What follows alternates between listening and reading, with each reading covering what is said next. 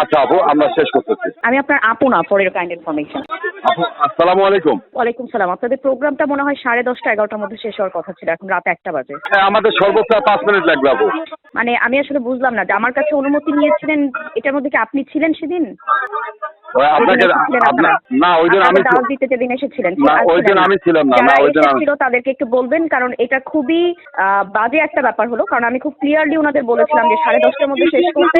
ওনারা বলেছিলেন হাইয়েস্ট ওনাদের 11টা 11:30 বাজবে, এখন রাত 1টা বাজে। আচ্ছা আপু, আমরা শেষ করতেছি। আমি আপনার আপু না, ফর ইউর কাইন্ড ইনফরমেশন।